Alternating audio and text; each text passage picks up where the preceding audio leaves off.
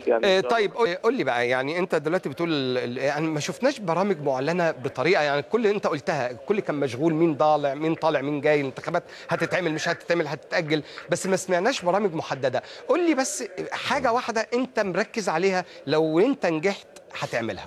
بص يا فندم، احنا الحقيقه كان عندنا هدف، في ناس في مجموعه كان عندها هدف ان هي بتخاطب الاعلام، احنا كان عندنا هدف ان احنا بنخاطب الجمعيه العموميه ومشاكلها. فكنا متجهين ان احنا بنخاطب الجمعيه العموميه وعاملين بروجرام بنكلم فيه الجمعيه واحلام وطموحات عن تنفيذ يعني للكره المصريه ان شاء الله. انا يعني عندي طموح ان شاء الله لو يعني في نصيب وربنا اراد ان احنا يعني نمسك الحته بتاعت انديه المظالم والانديه اللي هي بقى لها فتره الحقيقه كان حقها مهضوم، وكان يعني الضوء كله متسلط على منتخب مصر، مكافآت منتخب مصر. لازم الناس تاخد فرص لان الناس دي مراكز تفريغ كبيره، فان شاء الله لو في نصيب يعني هتجه ناحيه الجزئيه دي ان شاء الله.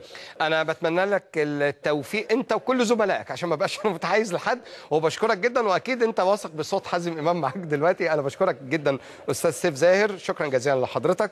ويعني ان مجلس اداره الزمالك اعلن بالامس والنهارده ايضا اعلنها حازم امام في حواره الحصري معانا ان هم هيدوا لمرشحي الزمالك عفت نصار، خالد لطيف، يعني. وعرفنا كمان الصوت الثالث لسيف زاهر بناء على تاكيد سيف برضه فضائيا لا بس هو قال كلمه لا عجبتني. هم اصدقاء، هو قال كلمه عجبتني جدا.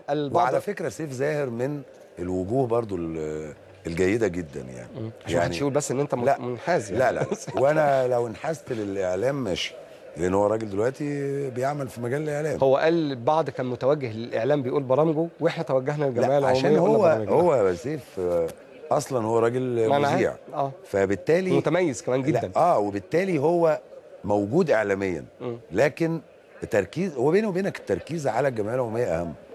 يعني الاعلام احيانا ممكن يدي اضواء، واخد بالك، وفي النهايه ما في ناس كتير جدا موجوده في الاعلام. لما انت بتبص التارجت بتاعك مين؟ انت في الاعلام كل الناس، لكن انت بتركز على ال 193 اللي راحوا النهارده. انت عايز المجموعه دي، ال 193 اللي راحوا او ال 216 دول اللي انت بتركز عليهم. انا معايا دلوقتي شخصيه رياضيه جميله جدا وكلنا اكيد بنحبه، الكابتن والحاج محمود الشامي، مرشح العضويه النهارده. منورنا يا فندم واهلا بيك. اهلا، سعيد جدا.